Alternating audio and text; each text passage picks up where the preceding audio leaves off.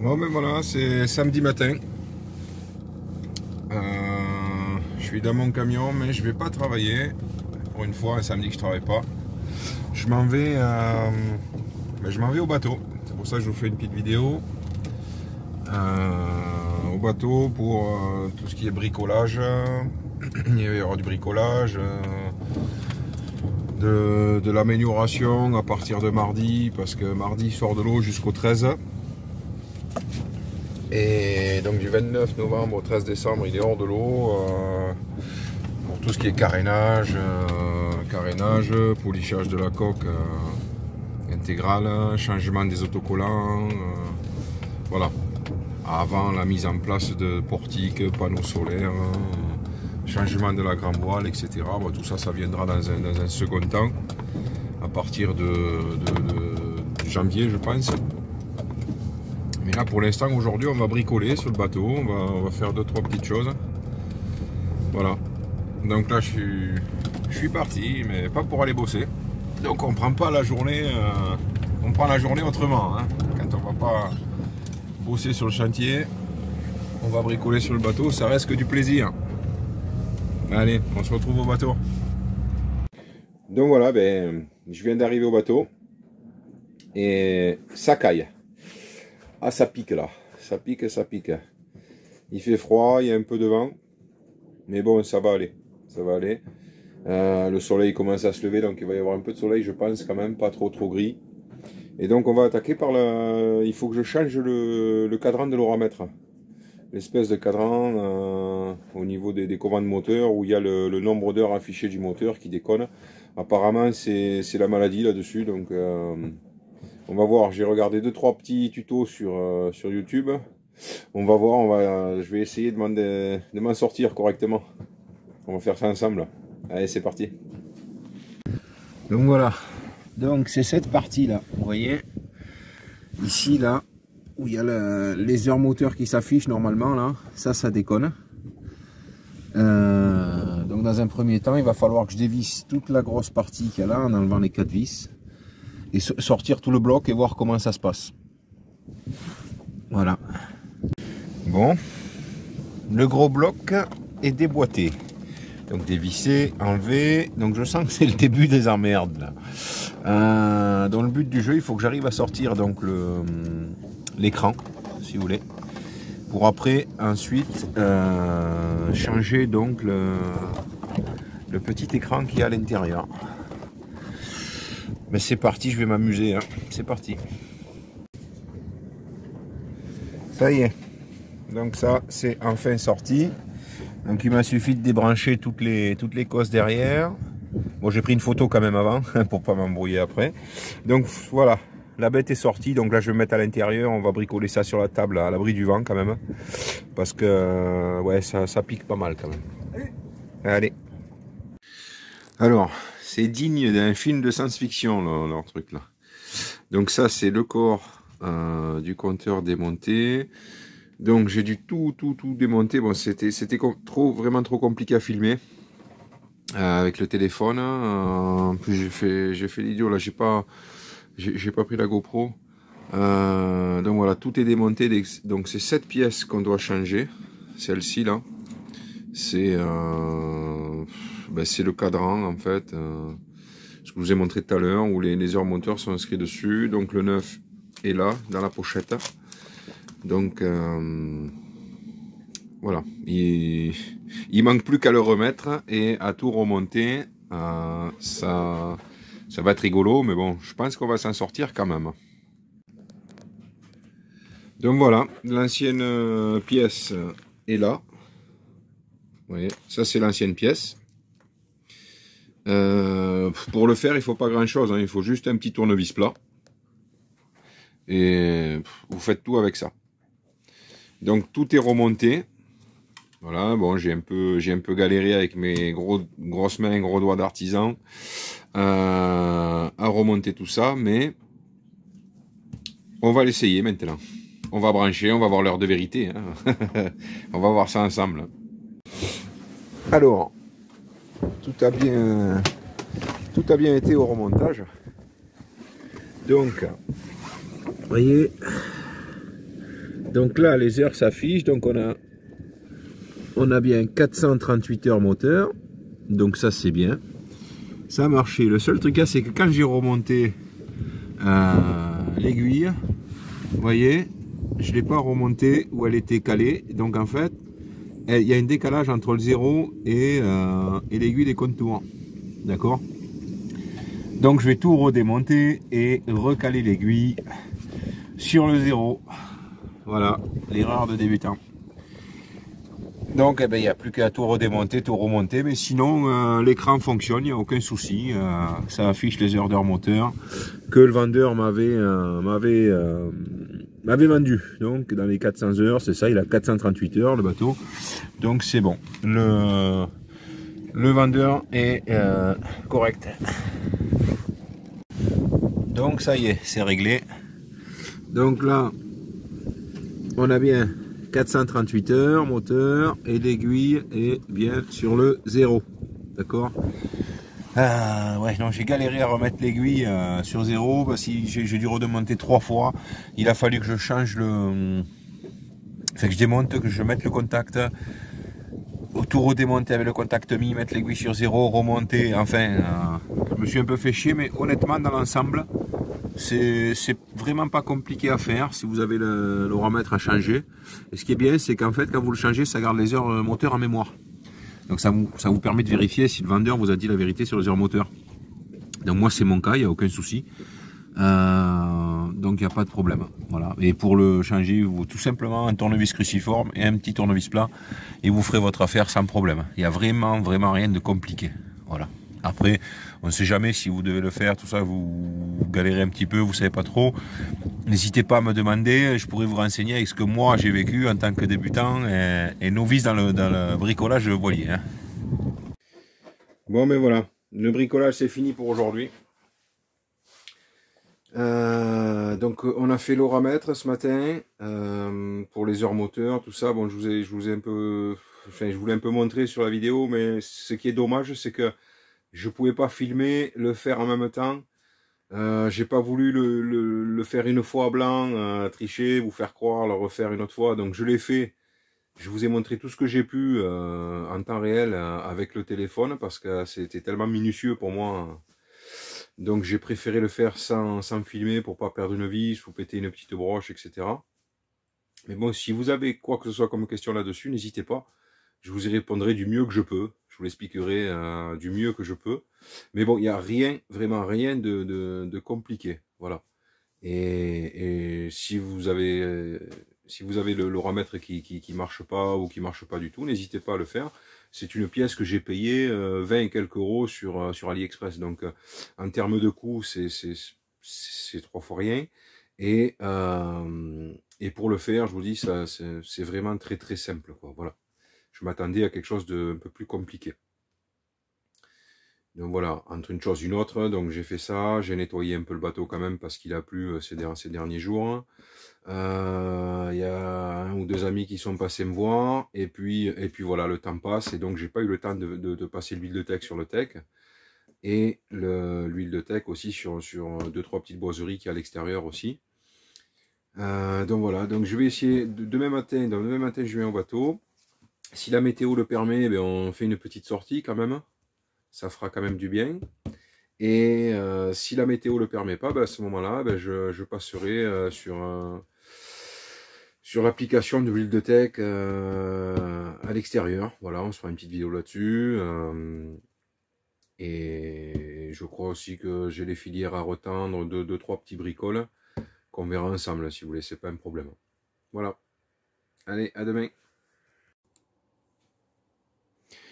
Donc voilà, on largue les amarres pour partir donc le dimanche matin, se faire une petite sortie tranquille. Donc là on a enclenché la marche avant. Sophie est à l'avant, elle est en train de détacher les amarres avant. Bon, déjà on a fait une grosse erreur de débutant, c'est qu'on n'a pas fait gaffe au sens du vent. Donc on a décroché l'amarre tribord alors que là on était... le vent venait de tribord, donc en fait, le temps qu'on décroche l'autre amarre, ben, le vent nous poussait gentiment. sur l'autre bateau. Bon, c'est pas bien méchant, on est au point mort. On a pu se dépatouiller en se repoussant avec la gaffe et en se remettant dans l'axe pour sortir correctement. Mais bon, c'est une petite erreur qu'on a commis, voilà, parce qu'on n'a pas encore assez d'expérience pour penser à tout. Voilà, donc là on détache le cul du bateau pour pouvoir partir. Mais comme je vous l'ai dit, voilà, le bateau s'est mis en travers parce qu'on a décroché la mauvaise amarre par rapport au vent. Donc là je vais lui faire passer la gaffe. Et elle va remettre le bateau dans l'axe en fait, sans panique, pour que je puisse sortir bien droit de ma place. Voilà. Ça aussi c'est un truc que j'ai appris avec le voilier, enfin que je commence à comprendre avec le voilier, c'est que dans ces cas-là, il faut surtout pas paniquer, surtout pas essayer de faire des manœuvres avec le moteur dans ces cas-là. Parce que ça réagit pas du tout pareil qu'une petite vedette à moteur. Hein. Donc là, on commence à sortir. Donc on sort bien, on sort droit de la place. Donc là-dessus, c'est nickel. Mais bon, avec la GoPro, j'ai pas de chance parce que là, j'avais la GoPro. Et après, ben voilà, plus de batterie. Donc en fait, j'ai pu filmer le départ. La sortie, j'ai pu la filmer, comme vous la voyez. Mais l'entrée dans la place, le retour, malheureusement, j'ai pas pu le filmer à la GoPro. Alors, manœuvrer avec le téléphone à la main, c'est pas évident, surtout pas pour moi. Enfin, pas encore. Donc voilà, j'ai filmé la sortie du port, enfin la sortie de la place. Mais malheureusement, j'ai pas pu filmer l'entrée. Bon, qui s'est bien passé quand même. On a réussi à bien rentrer, donc là-dessus aussi, je suis vraiment content. Voilà, ben là, on sort gentiment du port pour aller faire une petite sortie, une courte sortie, mais bon, on s'est quand même bien régalé, quoi. On a quand même bien apprécié le moment, quoi. Il y avait pas mal de vent, donc on a décidé de sortir que le génois. Et pas la grand voile, tout simplement parce que voilà, j'avais pas envie qu'on parte trop à la gîte. Sophie elle aime pas ça, moi non plus d'ailleurs, j'aime pas quand ça gîte trop. Donc voilà, on s'est fait une petite demi-heure de nave, une demi-heure, trois quarts d'heure au génois, et puis après on est rentré. Mais bon, ça je vous laisse le voir dans la vidéo. Alors nous avons fait une autre erreur de débutant, pour aussi une erreur entre parenthèses, c'est que en partant, on n'a pas fait attention, mais le gars qui m'a fait le polish, là, qui m'a tout poliché le pont et le cockpit, quand il a enlevé les drisses, les écoutes, etc., quand il a remis les écoutes de génois, il les a fait passer à l'intérieur des haubans. Et en partant, j'ai pas fait gaffe du tout, quoi. J'ai pas encore un œil à viser, on va dire. Donc, on est parti, j'ai pas fait gaffe. Donc après, c'est vrai que je m'en suis vite aperçu. Bon, ben voilà, petite nave. Allez, Madame Sophie, hein, Madame Sophie. Donc, là, on est sorti que sous génois. Voilà, on a sorti que le génois, là, pour que ce soit pépère pour Madame.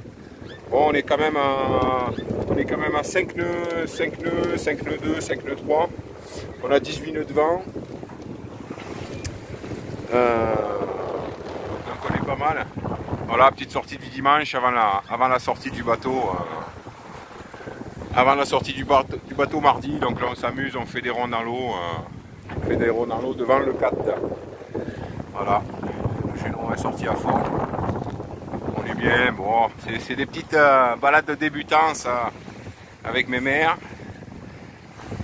Voilà, les puristes me diront non mais il faut que tu sortes la grand voile, machin. Ouais, je sais les gars, mais on y va tout doux, hein. On y va tout doux.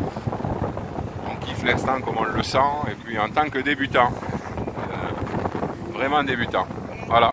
Alors, on vient d'arriver là, on vient d'amarrer, on vient de rentrer de des petits ronds dans l'eau. Et Alors je sais pas pourquoi. Il y a peut-être quelqu'un qui va m'expliquer, mais je m'y perds là. En fait, quand j'attache le cul du bateau, je sais pas si on le voit bien à la caméra, mais j'ai beau raccourcir la marque qui est à l'arrière à tribord, et le bateau, il va toujours par bâbord. Vous voyez, cette amarre, elle est tout le temps détendue. J'ai beau tendre celle de tribord et tendre ceux de l'avant là, du bateau là. Celles qui sont à l'avant sur les poteaux, elles sont tendues à fond. Alors, s'il y a quelqu'un qui peut me renseigner là, si pour une petite technique là, pour amarrer le bateau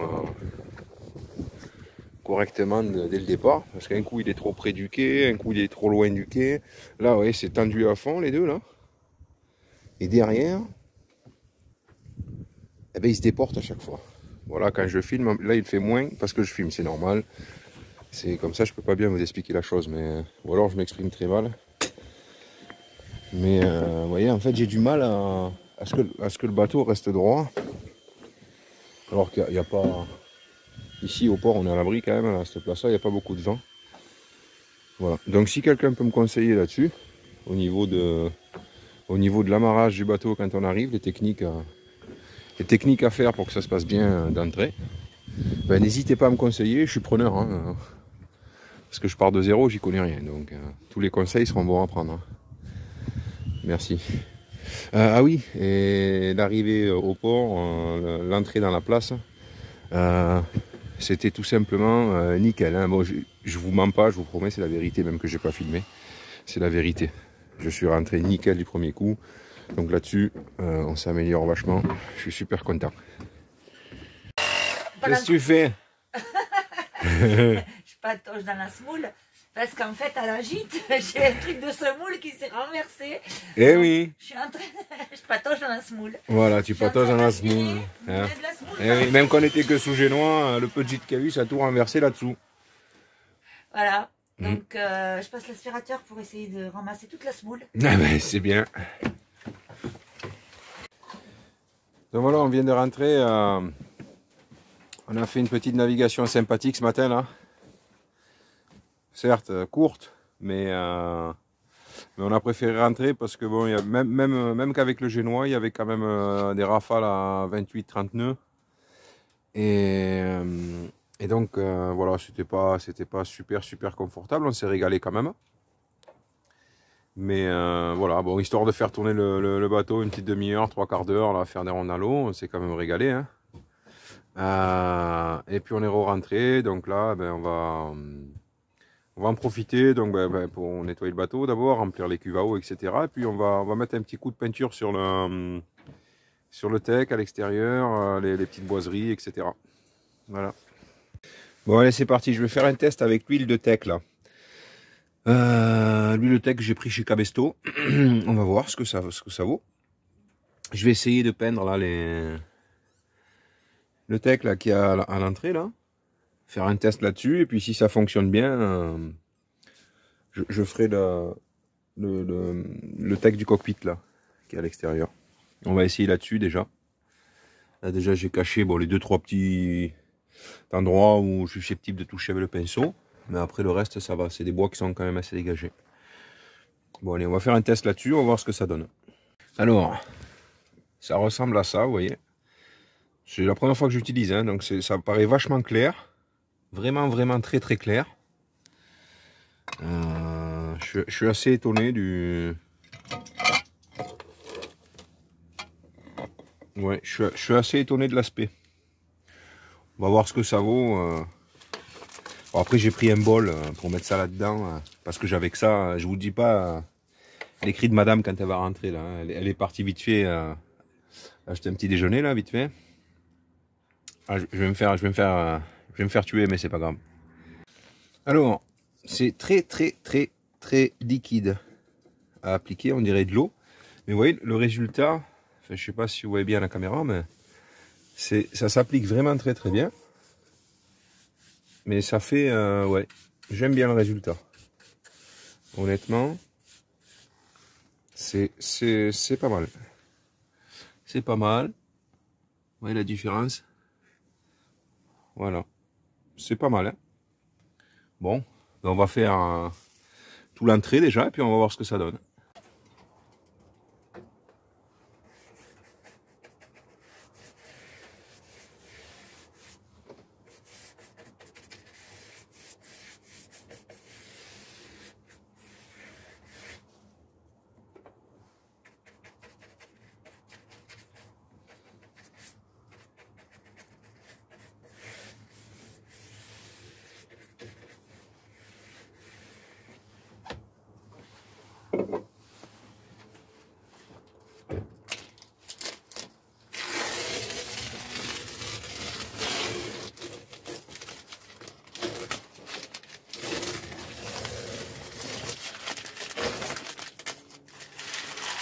Voilà, super. Bon ben voilà, ça change. Joli bois.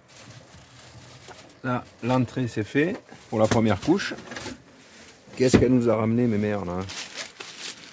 Qu'est-ce qu'elle nous a ramené? C'est quoi cet appareil là-bas? Du ravitaillement. Oui d'accord, mais c'est quoi cet appareil? Une cafetière pour le bateau. Ah, une cafetière pour le bateau, d'accord. Ok. Avec un mug que tu peux boire ton café dehors. Oui, mais je peux pas trop en boire moi, pour la tension du café. Non, mais voilà. Alors pour quand on est à quai. D'accord. C'est une cafetière pour quand on est à quai.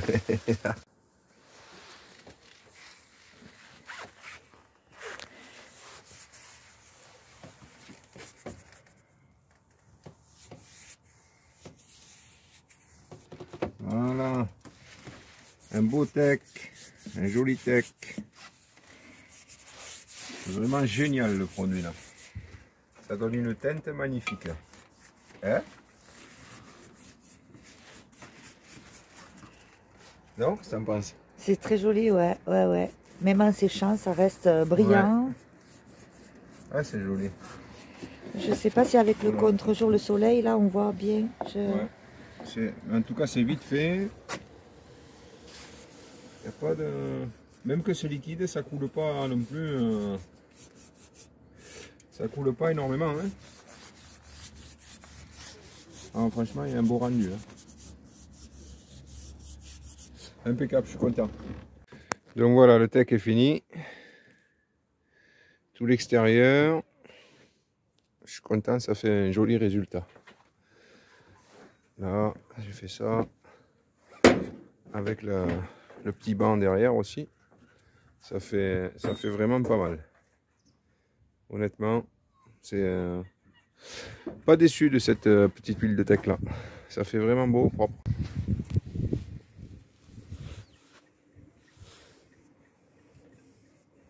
On en profite pour faire les mains courantes en bois. Hein. Franchement, ça fait une sacrée différence.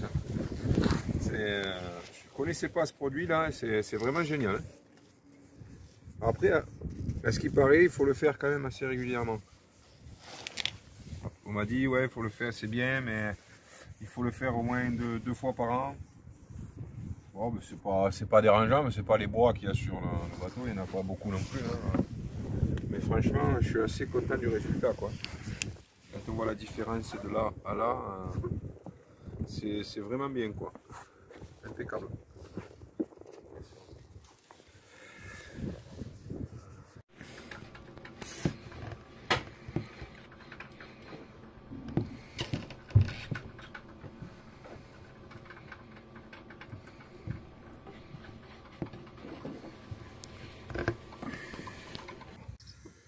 Et là, même sur les mains courantes en bois, là, vous voyez, ça change quand même pas mal. Hein. Ça change vraiment bien. Hein. C'est non, vraiment impeccable. Voilà. Bon, ben, je crois que c'est l'heure de manger quand même là. Hein. Allez, on va aller manger un morceau. Bon, mais voilà. Le repas fini. La vaisselle finie.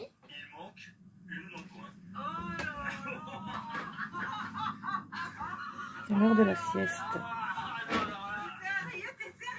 De la sieste. Devant catamaran Black Lion.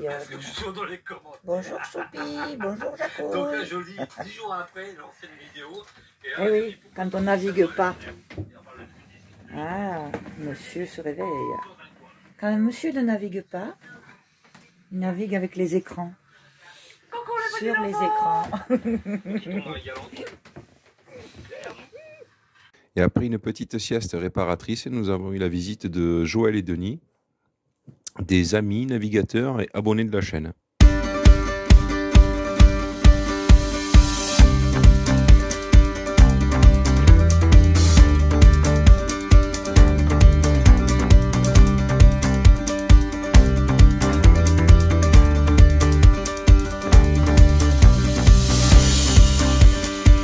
Bon ben voilà.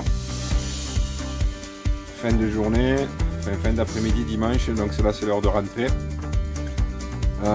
Donc on a passé un bon petit dimanche, petite navigation ce matin, comme vous avez vu, enfin mini navigation ce matin, on est sorti un petit peu, on s'est fait légèrement plaisir, voilà. On s'est un petit peu occupé du bateau, on a mangé sur le bateau, on a quand même profité du bateau au port. Et puis en début d'après-midi, il y a un couple d'amis qui est venu nous rendre visite, donc Joël et Denis, des navigateurs aussi. Qu'on connaît, donc c'est marrant parce qu'ils ont acquéri un bateau qu'on avait à l'époque et puis ils s'éclatent avec, et puis ça fait plaisir qu'ils s'éclatent avec. C'est des gens que j'apprécie beaucoup, qui sont très très gentils, et voilà, ils nous ont emmené la petite bouteille qu'il fallait, le petit gâteau qu'il fallait, donc on a passé un bon petit moment. Encore merci Joël et Denis pour cette petite visite sympa. Voilà, donc là on va ranger toutes les affaires et puis on va rentrer à la maison, hein. Malheureusement, on ne peut pas rester sur le bateau. Hein. Bon ben voilà, bye bye Liberty. A plus hein, mon poulet. Au revoir. Allez, mardi il sort de l'eau et on fait tout ce qu'on a à faire. Voilà. Bon ben voilà, sur le chemin pour rentrer à la maison. Bon ben voilà, c'est la fin de la vidéo. Donc sur les prochaines vidéos, il y aura la sortie de l'eau du bateau. Je vais essayer de faire un maximum de vidéos sur tout ce qui concerne le décapage de la coque pour la rattraper à blanc, la mise en place des couches d'époxy, d'anti-fouling. Qu'est-ce qu'il va y avoir ensuite? Le poulissage extérieur, parce que là j'ai fait poulicher que le pont et cockpit. Et il va y avoir aussi la mise en place du portique, portique inox avec panneaux solaires. Tout ça quoi, voilà. Quelques améliorations que je vais essayer de faire un maximum de vidéos dans la mesure du possible, en me libérant du travail pour y aller. Voilà. Sur ce, merci d'avoir regardé la vidéo, et puis si vous n'êtes pas encore abonné, n'hésitez pas à vous abonner. Voilà, au revoir. Alors si vous n'avez pas compris, il faut cliquer sur la cloche. La cloche. Alors si vous n'avez pas compris, pour vous abonner, il faut cliquer sur abonner.